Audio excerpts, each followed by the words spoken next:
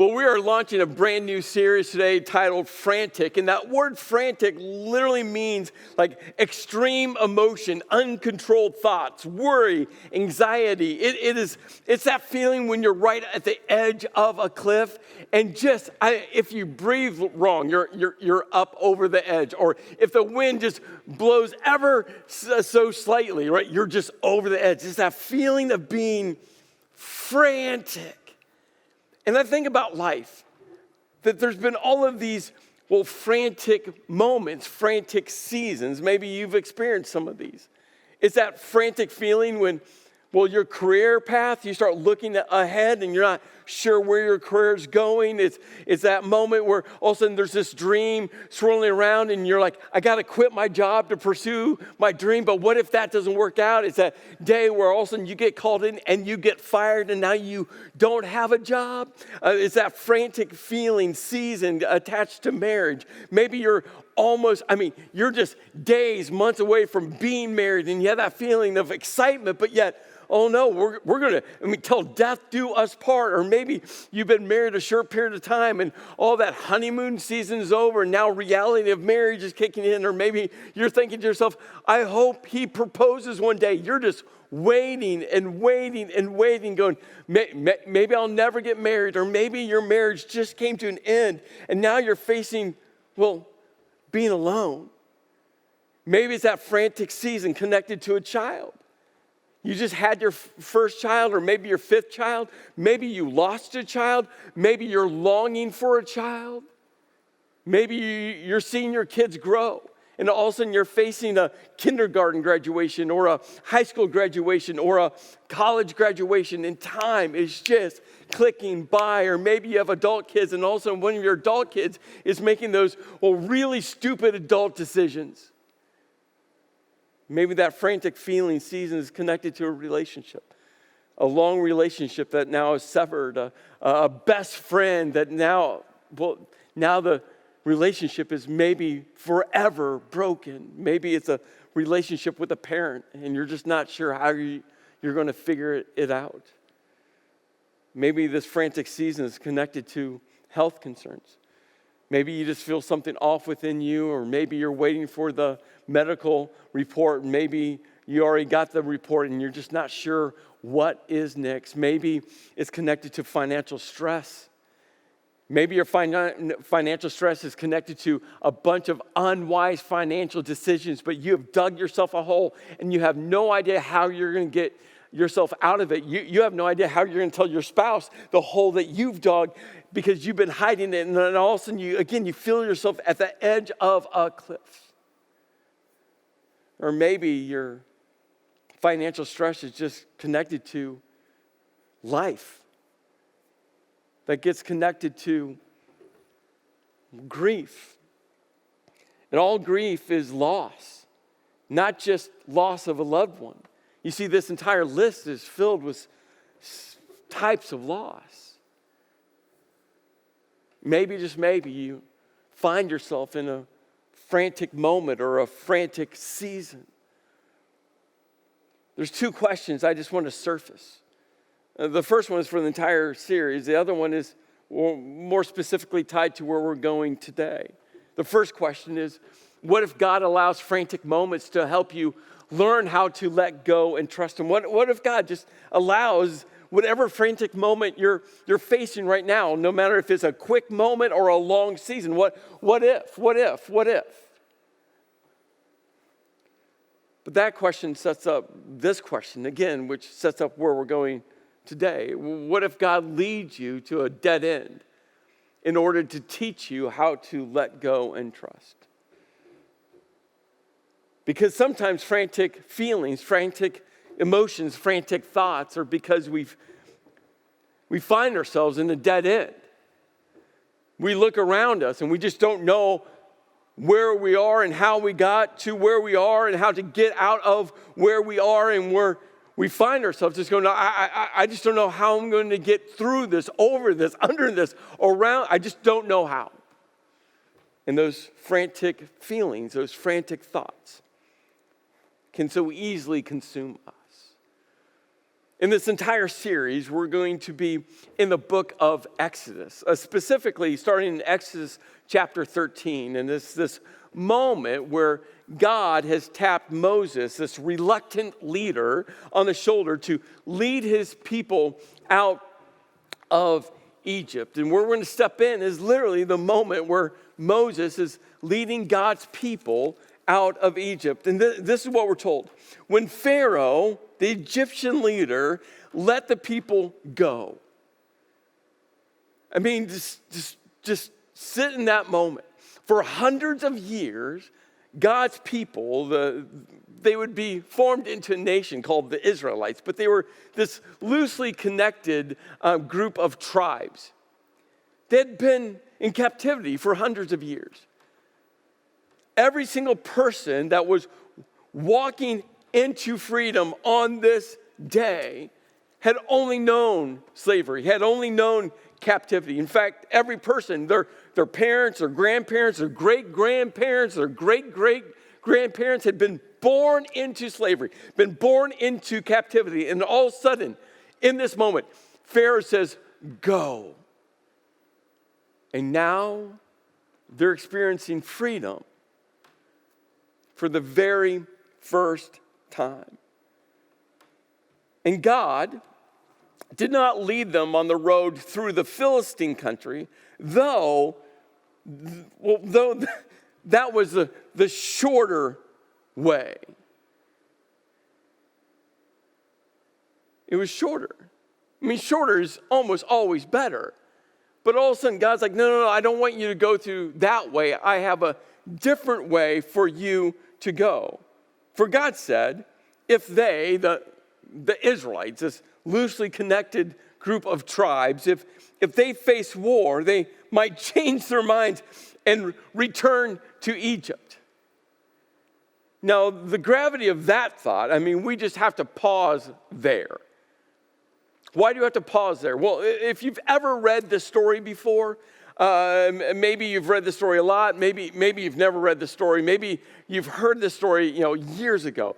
But what comes next, and we'll get to the next, but what comes next is actually God's going to lead the Israelites right to the Egyptian army. But yet God says if they face war, which begs the question, we got to ask the question, if God was going to lead them to face the Egyptian army, why didn't God want them to face the Philistine army? Right? Obviously, God's like, hey, if they face the Philistines, if they go to war, they will want to go back to captivity. They will beg me to send them back to die as slaves. But yet God was still going to lead them. You'll see this is where we're going to. God's going to lead them to face the Egyptian army. So we have to ask this question. There's several important thoughts that get connected that I think will start to help answer that question. The first part is this. The Philistines were not on what I call God's hit list. If you go back to Genesis chapter 15, you just need to read through all of it. God is forming a covenant. And that word covenant is such a powerful word to understand the entire storyline of the Bible. Covenant starts in Genesis and goes all the way to the end. In fact, when Jesus says, hey, this is the blood of the new covenant. I mean, the importance of covenant. And so we go to this moment in Genesis 15 where God is forming a covenant with Abraham. And covenant means what God's going to bring to the relationship and what God is asking from Abraham to bring to the relationship. What God is bringing to the relationship with you and me, and what God is asking us to bring to the relationship with him. That's covenant. And in Genesis 15, all of a sudden, as God is forming this covenant with Abraham, all of a sudden we get to a list of groups of people that God's judgment was going to be on. And here's the thing, the Philistines weren't part of that list. Now, God was going to have to deal with the Philistines much, much later, but not yet. Which leads to another insight that's really important. That God he had to show something to Pharaoh in Egypt. And you're going to see that in the story today. That God's going to show something really important to the Egyptians, specifically Pharaoh. Which leads to something else that God was intentionally doing. God was looking at Well, this very loosely connected group of tribes that had been in captivity for hundreds of years, and he was going to build them into a nation called Israel, that one day was going to have a king. And from that lineage was going to come Jesus, the eternal king. So let's unpause the story. And God just says, hey, if they face war, they might change their minds. God, again, he's leading at multiple levels right now with the Egyptians and with the Israelites. So, we're told, God led the people around by the desert road towards the Red Sea. And the Israelites went up out of Egypt ready for battle. Now, I spent, so many hours trying to map out the exact Exodus route. What all scholars know is where they started when Pharaoh said, go, leave, and where all scholars and archaeologists agree on is where the promised land was. The mystery comes in the middle part. How did they go from Egypt to the promised land? That's where the mystery is. There's a lot of different theories, a lot of different scholars that have different insights. But one of the things that makes it really difficult is that when we read phrases like Red Sea, we're expecting it to be an exact location. Open up Google Maps, type in Red Sea, find the Red Sea. But thousands of years ago, these titles were more, descriptions. In fact, Red Sea literally means the Sea of Reeds. And when they wrote that they were ready for battle, that ancient Hebrew phrase could have been interpreted either armed or in a military formation. Now, they couldn't have been armed. They were slaves, and Pharaoh just said, go. They had no time to make swords and bows and arrows and chariots, right? They literally were just freed.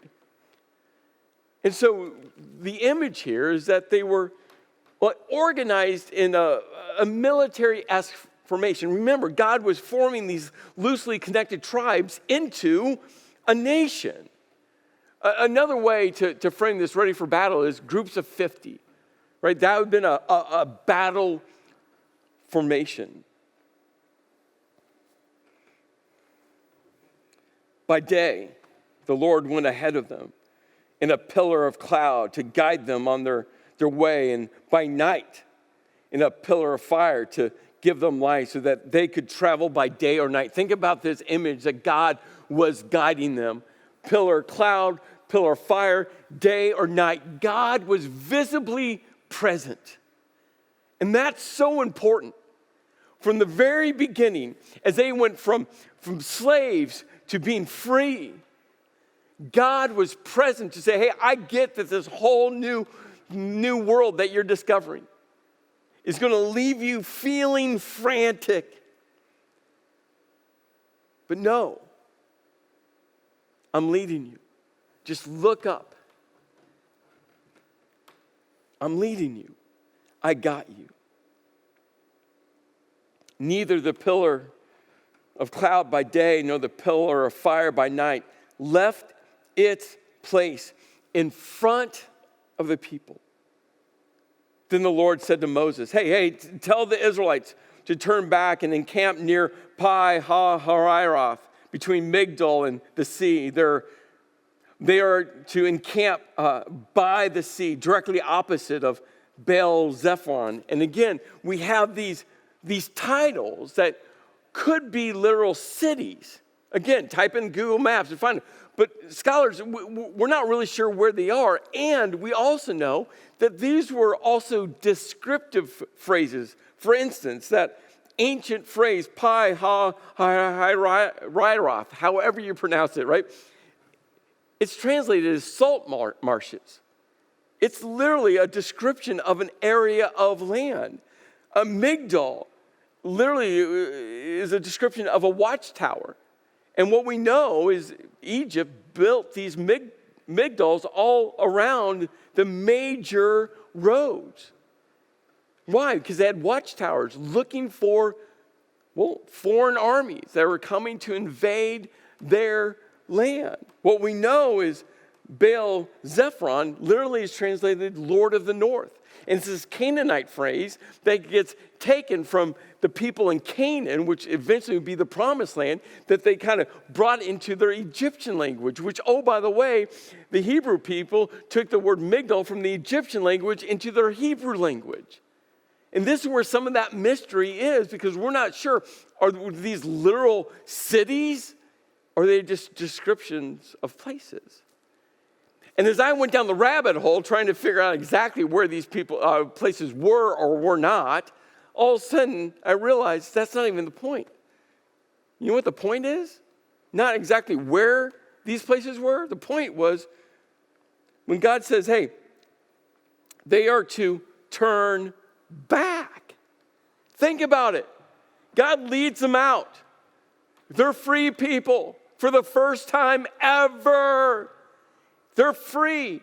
They start walking. Again, the feelings had to be frantic. And all of a sudden, wherever they get to, God says, you got to retrace your steps.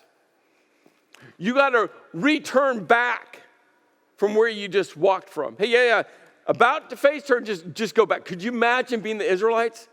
They followed God out of captivity, and all of a sudden God's like, I'm sorry. You got to turn around and go back. I know you're tired, but hey, you got to backtrack.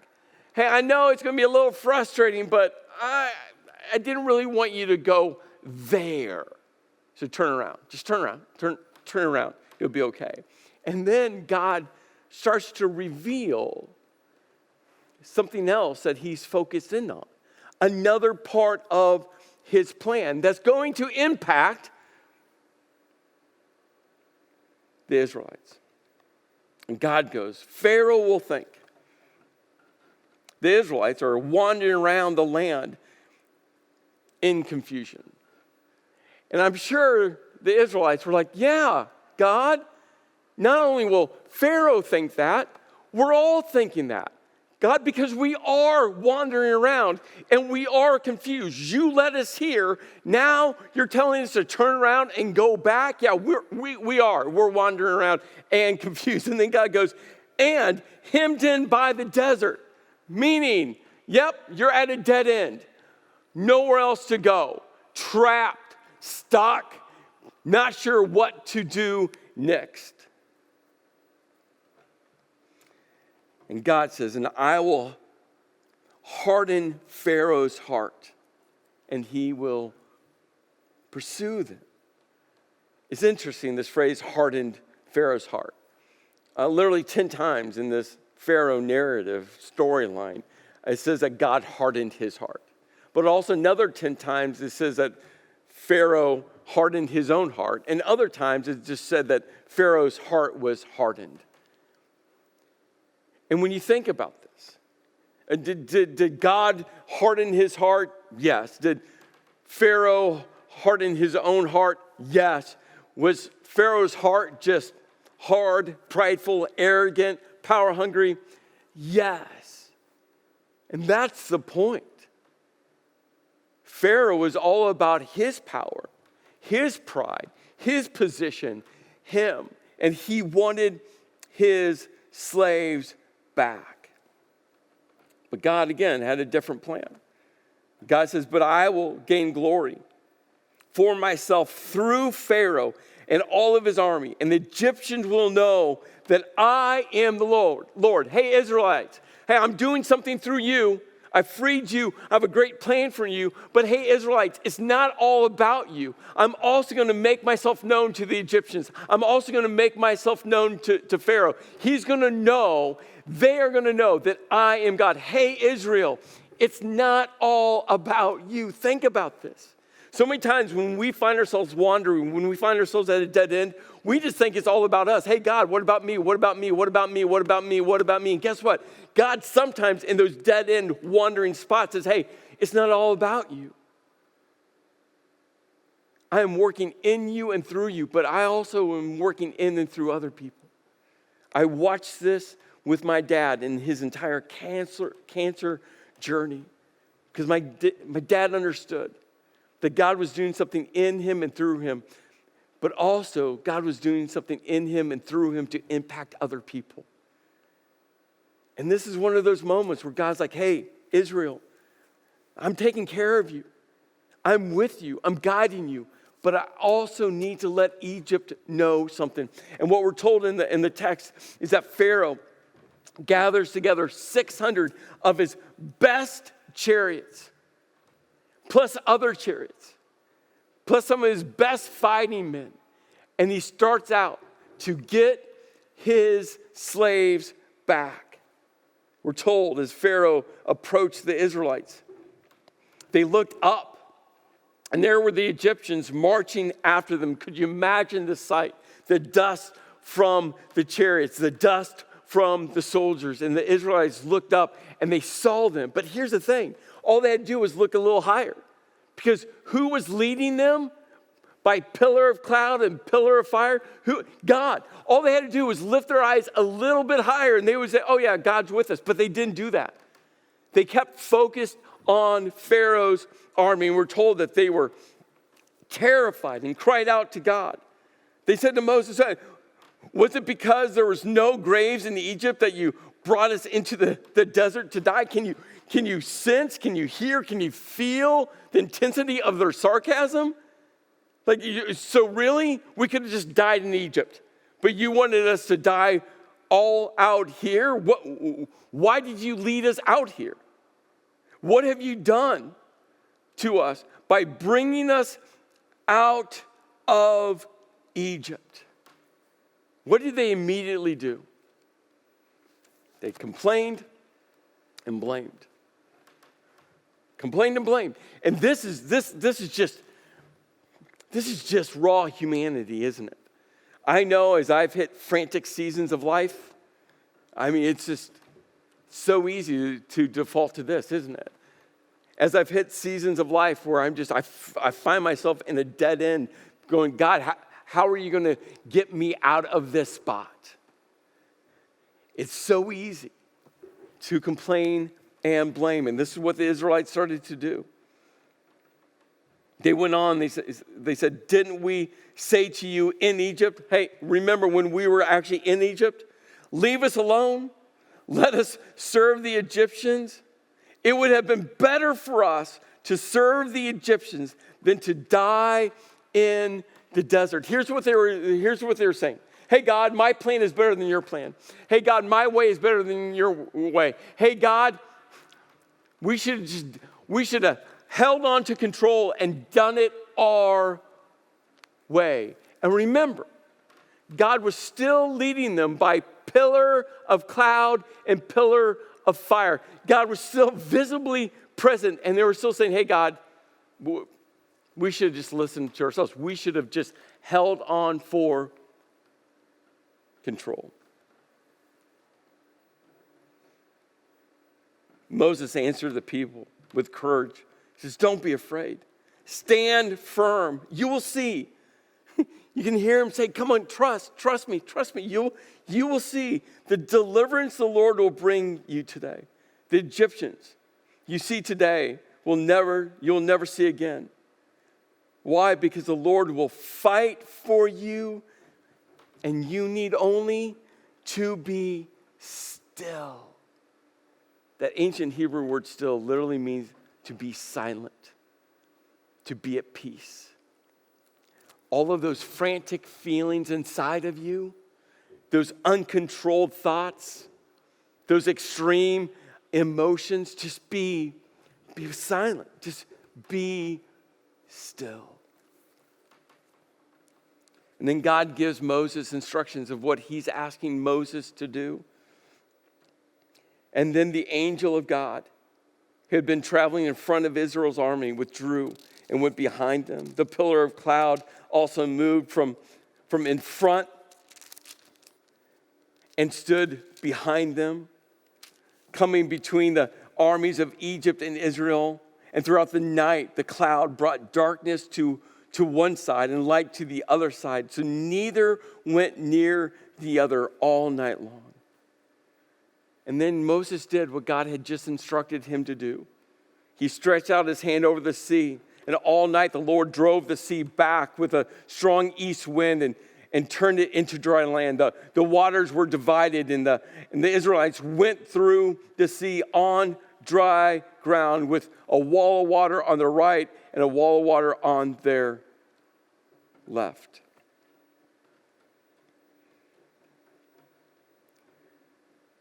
And then all of a sudden, as they made their way through the dry ground,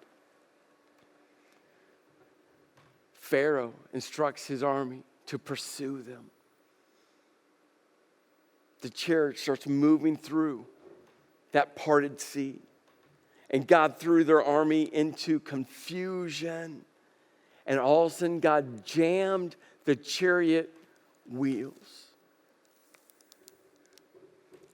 And then the armies of Pharaoh, the Egyptians, screamed out, "Let's get away from the Israelites. The Lord is fighting for them against Egypt." And then the Lord said to Moses, "Stretch your hand back out over the sea so that the waters may flow back over the Egyptians and their chariots and their horsemen." And that day, the Lord saved Israel from the hands of the Egyptians. And Israel saw the Egyptians lying dead on the shore. And when the Israelites saw the mighty hand of the Lord displayed against the Egyptians, the people feared, were in awe of the Lord. And they put their trust in him and in Moses, their servant. You see, I think about this story when it comes to these frantic moments that we feel like we're at a dead end. And God calls us to walk, to keep moving. Hey, Israelites, walk out of captivity. Hey, Israelites, continue to walk. Even when you don't know where I'm leading you, even though you don't know where you're going, just continue to walk. Hey, when you're at a dead end, hey, continue to walk. When I tell you to turn back around, to retrace your steps, continue to walk. You see, letting go and trusting God means that you continue to move on your faith journey. When you see God move and when you're not sure how he's moving and when it doesn't make sense how he's moving and why he's doing what he's doing, God just gotta keep moving with me. And I tell you, even in the complaining and blaming, the Israelites still did what God had asked them to do. They continue to walk. And you see, in frantic moments, you have to realize that God is okay with you wandering. In fact, the Israelites were going to wander for a very long time. But there's something that happens within us when we let go and trust God in the wandering seasons. The wandering seasons. Again, those seasons where it doesn't make sense. The wandering seasons where we face a dead end. The wandering seasons where we're just not sure what God is going to do next. The wandering seasons when we can see the pillar of cloud, but we also see the armies. The wandering seasons when we're just like, okay, God, well, I just don't, none of this makes sense. And you know what God is telling us to do? Let go and trust and keep walking. Follow him. He's leading. In frantic seasons, God will just tell us to wait. Just to wait. Hey, I got you. I mean, I think about when the Israelites heard that, when they heard them say, just be still. I mean, again, that wasn't a physical movement, be still. That was an inner silence, an inner peace, be still. Hey, when your emotions are frantic, take a deep breath. Experience God's peace. Wait for him, because God's timing is always perfect. And remember, for the Israelites, God wanted to do something in them, and God wanted to do something for the Egyptians, to show the Egyptians who he was. And just maybe what God is doing right now in your waiting season is he wants to use you and your story to impact someone else. Maybe God, in your dead end season that you're experiencing, God wants to do something in you and through you and in someone else whose story is connected with you. Maybe in your waiting season, what you just need to realize is that, okay, God, I'm going to be still. I'm going to be silent. I'm going to be at peace because, God, I trust what you're doing in me and for me. You might also be wanting to do in and through someone else. And keep walking, trusting that God is going to lead you where he wants you. And then you got to watch God do what only God can do. Pillar of cloud by day, pillar of fire by night. God was like, hey, I'm with you. I'm for you. I got you.